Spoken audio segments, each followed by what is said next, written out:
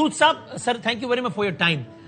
First thing first, یہ Donald Trump کا جو بالکل تازہ ترین رسپانس ہے کہ جس میں انہوں نے کہا ہے کہ ایران کا جو تازہ ترین رسپانس ہے یہ ڈس اپوائنٹنگ ہے اور ایران کو پتہ لگ جائے گا, ایران کو پتہ ہے کہ اس کے ساتھ بہت جلد ہونے کیا والا ہے. آپ اس کو یوں کہیں گے کہ یار یہ تو معاملہ خراب ہوتا نظر آ رہا ہے, یا ٹرمپ بینگ ٹرمپ ٹھیک ہے اندر اسٹیٹمنٹ صحیح ہے, اس سے اتنا زیادہ کچھ کنکلوڈ کر لینا بھی ٹھیک نہیں ہے؟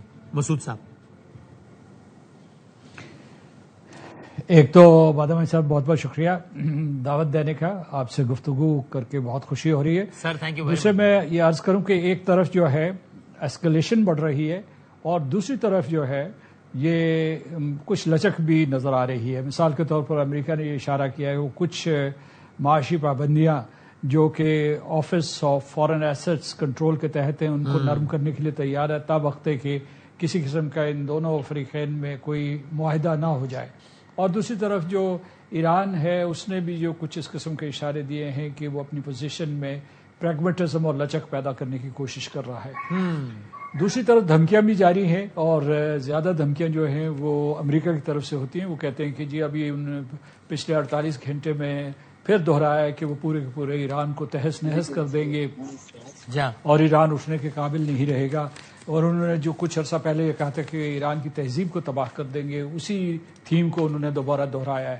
تو میرا خیال ہے کہ اس وقت یہ دونوں ممالک حالت جنگ میں, اگرچہ جنگ بندی ہے لیکن جو آپ نے اشارے کیے شروع کے ابتدائی میں وہ بہت اہم ہے کہ ایک فریق ایسا ہے جو کہ مذاکرات کی میز پہ موجود نہیں ہے, وہ اس پوری صورتحال سے مطمئن نہیں ہے, اور وہ اسرائیل ہے. وہ نہیں چاہتا کہ قبل از وقت امریکہ ایران کے ساتھ کسی قسم کا کوئی سمجھوتا کر لے, کیونکہ اگر وہ سمجھوتا ہو جاتا ہے تو اس کے عزائم پورے نہیں ہوتے ہیں. وہ گریٹر اسرائیل کے حوالے سے ہوں یا ایران کے بارے میں انہوں نے ابھی حال ہی میں انہوں نے بیان دیا ہے کہ ایران کے جو 3 اہداف تھے ان میں سے کوئی ہدف بھی پورا نہیں ہوا جنگ کا. پہلا یہ کہ ان کے نیوکلیئر پروگرام کے اوپر کوئی کسی قسم کا تسلی بخش معاہدہ نہیں ہوا. دوسرا یہ ہے کہ ان کی میسائل رینج ابھی تک برقرار ہے.